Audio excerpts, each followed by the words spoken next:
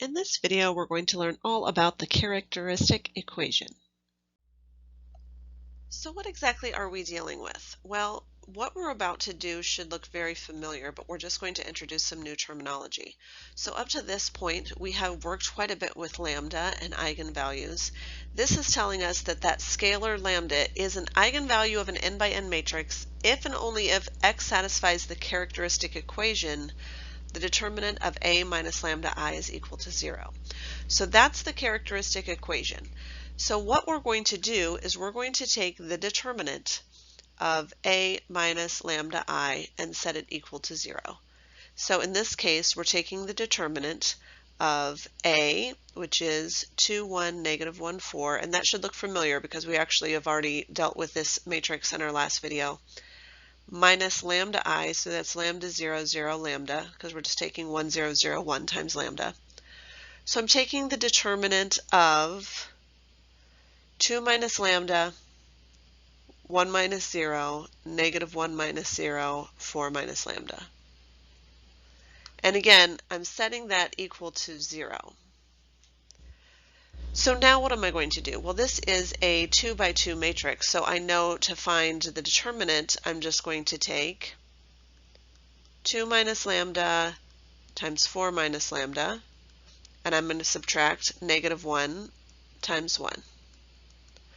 So that's going to give me 8 minus 6 lambda plus lambda squared, and then plus 1.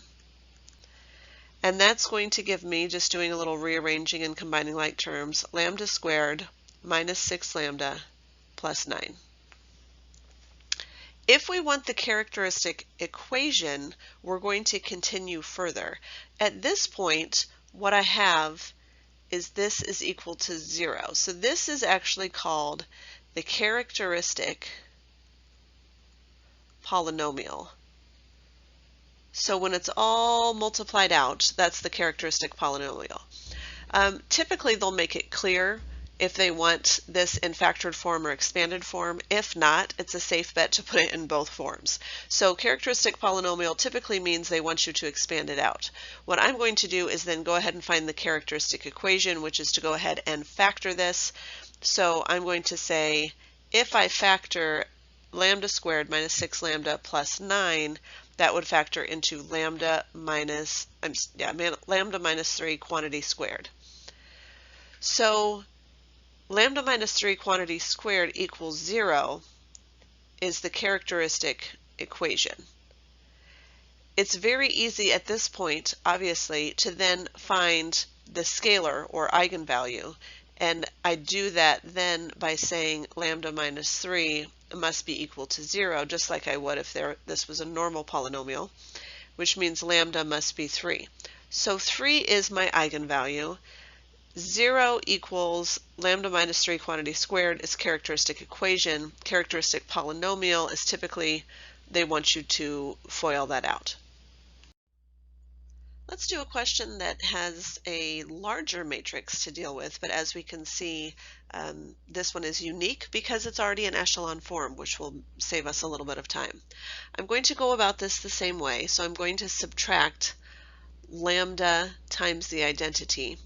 So that's lambda 0, 0, 0, 0, lambda 0, 0, 0, 0, lambda 0, 0, 0, 0, lambda. So as I'm subtracting this, remember that I'm going to find the determinant of a minus lambda times I. And so that means I'm finding the determinant of 5 minus lambda, negative 2, 6, negative 1, 0, 3 minus lambda, negative 8, 0, 0, 0, 5 minus lambda, 4, and, ooh, that was awful,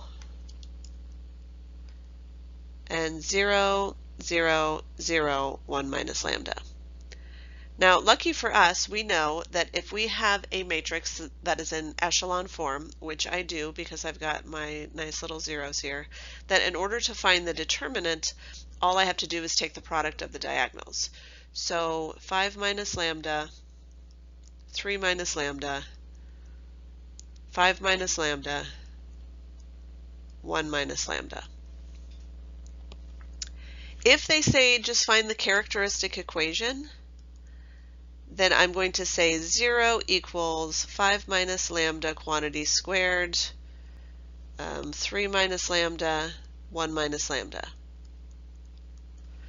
If they say to find the eigenvalues would be 5. And this one, again, occurs twice, and we just say that has a multiplicity of 2. 3 minus lambda means I've got a lambda value of 3, or an eigenvalue of 3, and then 1 minus lambda, an eigenvalue of 1. If they wanted me to find the characteristic polynomial, typically that means they want us to multiply that out. And that would be lambda to the 4th minus 14 lambda to the 3rd plus 68 lambda squared minus 130 lambda plus 75. And again, make sure that you have that set equal to 0. And again, this is a characteristic equation. This is the characteristic equation. They're both a characteristic polynomial. Just pay attention to instructions. If it specifies expanded form, then you have to write it out.